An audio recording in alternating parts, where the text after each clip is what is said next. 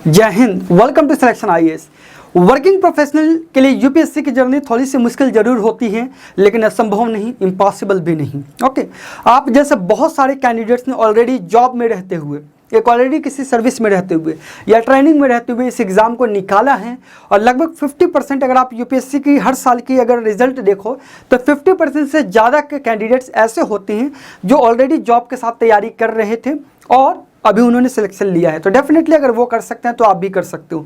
There is a proven method, there is a process. अगर आपके पास प्रॉपर डायरेक्शंस हैं, मेंटोरशिप है, स्टडी मटेरियल हो और अपनी एफर्ट आप देते हो तो डेफिनेटली आप भी इस एग्जाम को क्रैक कर सकते हैं। ओके, सो आज हम समझने वाले हैं कि what are the few tips to get good score in UPSC specially for the working professionals.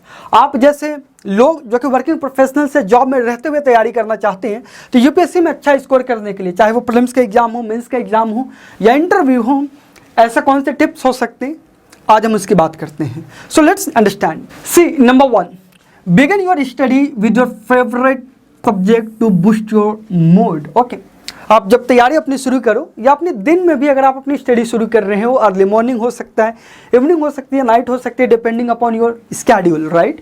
तो आप ट्राई कीजिए कि आपका जो फेवरेट सब्जेक्ट हो ना, आप उससे शुरू कर सकते हो। इंडियन सोसाइटी हो सकती है, हिस्ट्री हो सकती है, पॉलिटी हो सकती है, इकोनॉमी हो सकती है, इन्वायरमेंट हो सकती है, एथिक्स हो सकती है। ओके, एक बार जब आप फ्लो में आ जाते हो ना तो आप टफ से टफ चीज़ें भी पढ़ने लग जाओगे। ऑलराइट, या डेफिनेटली एक पॉइंट ऐसा भी आएगा जहाँ आपको कोई भी सब्जेक्ट फेवरेट नहीं लगता हो, लेकिन उस टाइम पे भी आपको पढ़ना तो पड़ेगा ना। तो इसमें जो आपको ज़्यादा अच्छा लगता है आप उसको प्रेफरेंस दे सकते हो, बट ऐसा भी नहीं करना है कि फेवरेट सब्जेक्ट को ही 365 दिन पढ़े जा रहे हो। कई लोग मैं देखता हूँ कि एथिक्स को 6 महीने से लगातार पढ़ रहे हैं। ओके, इंडियन सोसाइटी को 3 महीने से लगातार पढ़े जा रहे हैं। ऐसा नहीं करना, ये एक बहुत गलत स्ट्रैटेजी है जिसमें आपको अच्छे मार्क्स भी नहीं मिलेंगे, समझे। ये अब for the example, GS history में उसी व्यक्ति के नंबर कम आते हैं जो कि हिस्ट्री ऑप्शनल वाला होता है। ओके, क्यों? क्योंकि उन्होंने बहुत ज़्यादा डेप्थ में पढ़ ली होती है। लेकिन जो जीएस में सवाल आता है ना, वो डेप्थ की होती नहीं, वो ब्रॉडनेस की होती है, डायमेंशंस की होती है। ओके, डिसीजन मेकिंग एबिलिटीज़ के ऊपर होती हैं। ओके, तो आप फेवरेट सब्जेक्ट से अपनी शुरुआत तो कर सकते हैं, लेकिन उसमें पूरे पूरे महीने, पूरे पूरे साल नहीं देने हैं। Alright, number 1। नंबर 2, देखो, focus on limited time, availability and plan. Okay, कई बार आपके पास है ना टाइम छोटे छोटे स्लॉट में मिलेंगे। फॉर एग्जांपल, आप ट्रैवल कर रहे हो तो आधा घंटा वहाँ मिल जाएगा, लंच ब्रेक में आप आधा घंटा निकाल सकते हो, है ना। कई बार आप घर पे हो तो घर पे 3 घंटे है आपके पास, तो उसमें 1-2 घंटे है ना आप स्लॉट बना सकते हो। आपको उसी टाइम में अपनी तैयारी करनी पड़ेगी। अगर आप कॉलेज में हो या अगर आप हाउस वाइफ हो, होम मेकर हो, तब भी आपके लिए ये चीज़ें मैटर करती हो। तो आप ये मत सोचो कि मैं जब पूरी छुट्टी लूँगा 1 हफ्ते की या 1 दिन की, सैटरडे संडे, तब भी मैं 16-16 घंटे पढ़ के कवर अप कर लूँगा। उससे कुछ नहीं हो पाएगा। आप डेली पढ़ो, भले आप 2 घंटे, 3 घंटे, 4 घंटे के लिए पढ़ो, बट उससे लिमिटेड टाइम जो आपके पास अवेलेबल है उसी में पढ़े। बट उसके लिए आपके पास एक प्लान होना चाहिए। देखो, प्लान की बात मैं इसलिए कर रहा हूँ क्योंकि कई बार है ना स्टूडेंट को मैं देखता हूँ कि वो हिस्ट्री पढ़ते हैं, ऐसे ही उनका कोई मन नहीं है, हिस्ट्री पढ़ना शुरू कर देते हैं। कभी मन कर गया तो पॉलिटी पढ़ना शुरू कर देते हैं। ओके, और at the end of the day 1 हफ्ते बाद, 1 महीने बाद, 3 महीने बाद जब वो लुक बैक करते हैं, पीछे मुड़ के देखते हैं, तो उनको पता चलता है कि यार पता नहीं मैंने किया क्या है। सोसाइटी भी रह रही है, एथिक्स भी रह रहा है, कुछ तो मैंने बहुत अच्छे से पढ़ लिया और कुछ को मैंने टच भी नहीं किया। तो आपके पास देखो है ना प्रॉपर प्लानिंग होनी चाहिए, डे वाइज प्लान होनी चाहिए, वीक वाइज प्लान होनी चाहिए, और साथ ही साथ मंथ वाइज भी प्लान होनी चाहिए। ठीक है, और उस हिसाब से फॉर द एग्जाम्पल इस महीने मुझे मॉडर्न हिस्ट्री और पॉलिटी के फर्स्ट 25 चैप्टर्स खत्म करने हैं आंसर राइटिंग के साथ में और एमसीक्यू प्रैक्टिस के साथ। सो आपके पास है ना प्रॉपर ये प्लानिंग होनी चाहिए। फॉर द एग्जांपल कि इस महीने मैं हिस्ट्री और ज्योग्राफी को कवर करने वाला हूँ। ओके, तो मैं इस वीक में क्या पढ़ूंगा, आंसर राइटिंग को कितना टाइम दूंगा, एमसीक्यू प्रैक्टिस को कितना टाइम दूंगा, प्रीवियस ईयर क्वेश्चंस को देखूंगा कब मैं, करंट अफेयर्स कब पढ़ूंगा, अखबार कब पढ़ूंगा, मैगजीन कब पढ़ूंगा। तो ये जब तक प्लानिंग नहीं होगी ना, आप कुछ भी उठा के पढ़ते रहोगे और at the end of the day आपकी जो प्रोडक्टिविटी है वो 0 होगी। ओके, तो आप इस बात का प्लीज ध्यान देखो। Next, revise the entire syllabus after covering the entire material. Okay, कई बार होता क्या है ना कि आप सोचते हो कि नहीं पहले मैं लक्ष्मीकांत के पहले 10 चैप्टर ही मास्टर करूंगा, अच्छे से मास्टर कर लूंगा, और इसको आपने 4 बार 5 बार रिवाइज भी कर लिया और फिर आप आगे बढ़ते हो। तो ये तरीका देखो सही नहीं है। ओके, क्योंकि एक बार पूरी सिलेबस का एक होलिस्टिक नॉलेज होना बहुत ज़्यादा जरूरी है। फॉर द एग्जाम्पल, अगर एंशिएंट हिस्ट्री है तो इसमें क्या टॉपिक्स हैं, तो ये starting from the Indus valley civilisation, stone age से लेकर के कंप्लीट आपको गुप्ता पीरियड, हर्षवर्धन पीरियड तक आपको आइडिया होना चाहिए। एक बार होलिस्टिक अप्रोच हो जाएगी ना, जिसे बर्ड आई व्यू बोलते हैं, ऑलराइट, तो आपको समझ में आएगा कि आपकी स्ट्रेंथ क्या है, आपके वीकनेसेस क्या है, कहाँ पे आपको ज़्यादा काम करना है, कहाँ पे आपको कम काम करना है। ओके, तो आप चैप्टर वाइज जाने के बजाय इंटायर सिलेबस को एक बार जरूर अच्छे से गो थ्रू करें, पढ़ें, उसके बाद अपने रिवीजन शुरू कर सकते हो। ऑलराइट, हाँ, अब जो डेली पढ़ते हो ना उसको थोड़ा सा ग्लैंसली आप रिवाइज जरूर कर सकते हो। फॉर एग्जाम्पल कल आपने 2 चैप्टर लक्ष्मीकांत के पढ़े इंडियन पॉलिटी में, तो आज आगे पढ़ने से पहले एक बार आप क्या करोगे, एक बार गो थ्रू कर लीजिए, सरसरी नज़र से ग्लांस ले लीजिए कि अच्छा ये टॉपिक था, ये पढ़ा मैंने, इसमें ये होता है, ये होता है, और फिर वीकली बेसिस पे वो रिवीजन तो चलेगा ही। पर आप इसका वेट मत करो कि मैं पहले 2 चैप्टर मास्टर करूंगा 101%, पूरी दुनिया में कोई भी सवाल पूछ दे मैं आंसर दे दूंगा, उसके बाद मैं तीसरे चैप्टर पर आऊँगा। तो ऐसा दिन यूपीएससी की जर्नी में कभी नहीं आता है, किसी टॉपर्स की लाइफ में नहीं आता है, क्योंकि टॉपर्स का भी जो मार्क्स है ना आप देखोगे 50% के आसपास ही होता है, 90% 100% नहीं होता है।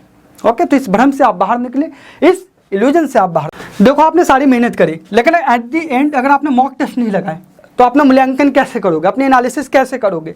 तो ये जरूरी है कि लगातार जब आप डेली पढ़ते हो, टॉपिक पढ़ते हो, चैप्टर पढ़ते हो, तो इसके जो क्वेश्चंस होते हैं प्रीलिम्स के, मेंस के, आप देखते रहें, उनको सॉल्व करते रहें, और जो आंसर आप लिख रहे हो ट्राई कीजिए अपने मेंटोर से इवैल्यूएट करवाने की। सिलेक्शन आईएएस में भी जो सिलेक्टेड ऑफिसर्स हैं और मेंस और इंटरव्यू क्वालिफाइड कैंडिडेट्स वो आपको इवैल्यूएट कर देते हैं। आप हमारे टेलीग्राम चैनल सिलेक्शन आईएएस से जुड़ सकते हो, जहाँ पे हम डेली बेसिस पे आंसर राइटिंग के क्वेश्चंस प्रोवाइड करते हैं और आपको इवैल्यूएट करके भी देते हैं। ओके, तो आप उसको जरूर लिखो। आंसर लिखने के बाद आपको एक्चुअल में पता चलेगा कि आपने लिखा क्या है, समझा क्या है। आपने वो लिखा है जो आपको आता है, या फिर आपने वो लिखा है जो पूछा गया है। ओके, तो आपको लिखना वो होता है जो यूपीएससी ने आपसे पूछा है। तो ये कब पता चलेगा, जब आप मॉक टेस्ट दोगे। आप कितने पानी में हो कब पता चलेगा, जब आप पानी में उतरोगे तब पता चलेगा, राइट। जब आप पिच पर जाओगे, बैट उठाओगे, तब मजा आएगा। ऑडियंस में बैठ करके कभी वो फील आपको आएगी नहीं। ऑलराइट, तो ये टेस्ट समय समय पर लगाना बहुत ज़्यादा जरूरी है। ये नहीं कि पहले मैं 10 महीने 12 महीने तैयारी कर लूँ और लास्ट के 3 महीने में टेस्ट लगा लूँगा, यह भी बहुत ज़्यादा गलत तरीका है। ओके, आप पहले दिन से शुरू कर सकते हो थोड़ा बहुत टेस्ट लगाना। प्रीवियस ईयर क्वेश्चन तो देख ही सकते हो ना कि क्या सवाल पूछा है इस टॉपिक से, वो देख लीजिए। ओके, आजकल बहुत अच्छे अच्छे बुक्स आ रहे हैं मार्केट में, जहाँ पे आपको topic wise previous year questions मिल जाता है। उनको आप यूज कीजिए, उनको आप समझिए, और मॉक टेस्ट आप लगातार देते रहें। यकीन मानिए ये आपकी तैयारी को 4 गुना ज़्यादा अच्छा कर देगा। क्यों? क्योंकि ये आपकी अकाउंटेबिलिटी को इंश्योर करता है। अब आपकी जवाबदेही ज़्यादा बढ़ गई है।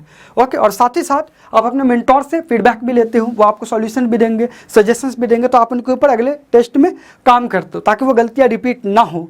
और यही तरीके हैं यूपीएससी क्रैक करने का। देखो यूपीएससी की जर्नी आसान है, ये हम लोगों ने ही बहुत कॉम्प्लिकेट किया हुआ है। ऑलराइट, सो मॉक टेस्ट जरूर लगाएं। साथ ही साथ देखो क्रॉस लर्निंग यूपीएससी में बहुत ज़्यादा जरूरी हो जाता है सभी के लिए, और स्पेशली वर्किंग प्रोफेशनल्स के लिए, बिकॉज आपके पास मुश्किल से 4 घंटे 3 घंटे डेली बेसिस पे मिल जाता है। ओके, तो क्रॉस लर्निंग का मतलब क्या है, आपने जो पढ़ा है उसमें कितनी एफिशिएंट हो गए हो। ऑलराइट, आप जो आंसर लिख पा रहे हो, पीयर ग्रुप में एक बार चेक करवाओ कि दूसरे कैंडिडेट कितने मार्क्स ला पा रहे हैं। अगर वो आपसे 10 नंबर ज़्यादा ला रहा है तो आपको जानना पड़ेगा वो 10 नंबर ज़्यादा क्यों ला रहा है। ओके, या अगर आपके प्रीलिम्स में मान के चलो 90 आ रहे हैं और दूसरे व्यक्ति जो है आराम से इजीली 100 ला पा रहे हैं, 110 120 ला पा रहे हैं, तो ये आपको समझना पड़ेगा ऐसा क्यों हो रहा है। तो क्रॉस लर्निंग बहुत ज़रूरी है। क्रॉस लर्निंग का पहला तरीका क्या है, मैंने आपको अभी बताया कि मॉक टेस्ट लगाइए आप। ठीक है, मॉक टेस्ट लगाने के लिए आप सिलेक्शन आइए, इसका जो फ्री एप्लीकेशन है प्ले स्टोर पे अवेलेबल है, आप इसको डाउनलोड कीजिए, और इस पर मेंस के और प्रीलिम्स के बहुत सारे क्वेश्चंस आपको बहुत हाई लेवल के टॉपर्स के द्वारा बनाए हुए आपको मिल जाएंगे, आप उनकी प्रैक्टिस कर सकते हो। नंबर 1। नंबर 2, देखो जो आपका मेंटोर होते हैं ना, आपके जो गाइड होते हैं, उनके साथ जरूर आप टच में रहें। तो वो क्रॉस लर्निंग, फॉर एग्जांपल आपने बोला कि सर मैंने इंडियन सोसाइटी का रीजनलिज्म चैप्टर पढ़ लिया, आपने पढ़ तो लिया है, लेकिन जब आपका मेंटोर आपसे सवाल करता है ना, तब आपको पता चलता है कि जो मैंने पढ़ा है वो तो मैं जवाब दे ही नहीं पा रहा हूँ। ओके, तो इस सिचुएशन में आपका मेंटोर आपको गाइड करता है कि इसमें ये डायमेंशन ऐड करो। ओके, इसमें ये चीज़ आप ऐड कर सकते हो, फैक्ट्स एंड फिगर्स ये डाल सकते हो, बिकॉज उन्होंने इस एग्जाम को दिया हुआ है, बहुत अच्छे मार्क्स स्कोर किए हुए हैं। ऑलराइट, और एक लंबा एक्सपीरियंस भी है, तो वो चीज़ें आपको हेल्प करेंगे आगे बढ़ने में। आचार्य चाणक्य ने एक बहुत अच्छी बात कही थी कि दूसरों की गलतियों से सीखोगे तो ये ज़्यादा अच्छा है, अदरवाइज खुद की गलतियों से सीखते सीखते आपकी पूरी ज़िंदगी निकल जाएगी गलतियों में ही। आप सीखोगे कब, अप्लाई कब करोगे। यूपीएससी को पंचवर्षीय योजना मत बनने दीजिए, दूसरे की गलतियों से सीखें, अपने टॉपर्स की सलाह लीजिए और इसके ऊपर काम कीजिए। देखो अर्जुन के पास भी श्री कृष्ण थे, जेफ बेजोस, इलॉन मस्क, प्रधानमंत्री मोदी जी, इन सभी के अपने गुरु हैं। पांडवों के पास भी द्रोणाचार्य गुरु थे। ओके, तो एक मेंटोर, एक टीचर, एक गुरु का होना बहुत ज़्यादा ज़रूरी है। ओके, तो आप प्लीज़, वो कोई भी हो सकता है, मैं ये नहीं कहता आप किसी कोचिंग में जाकर के ज्वाइन करें। अगर आपके सामने वो गुरु अवेलेबल है, एक फ्रेंड, एक सीनियर फ्रेंड हो सकता है, एक सीनियर एस्पिरेंट हो सकता है जिन्होंने इस एग्जाम में अच्छे स्कोर किए हुए हो, और साथ ही साथ वो इस एग्जाम के जो लेटेस्ट पैटर्न है उसको समझते हो, तो उनसे भी आप गाइडेंस ले सकते हो। ऑलराइट, या तो आप क्रॉस लर्निंग के माध्यम से अपने तैयारी में 4 चांद लगा सकते हो और जल्द से जल्द सिलेक्शन लेकर के यूपीएससी क्रैक कर सकते हैं। That is all for today. मैं कलाम आजाद आपको उज्जवल और सुनहरे भविष्य की कामना करता हूं। अपनी फ्री काउंसलिंग को बुक करने के लिए आप 9625350287 पे कॉल कर सकते हैं, व्हाट्सएप कर सकते हो, या साथ ही साथ आप हमें मेल कर सकते हैं info@selectionias.in के ऊपर।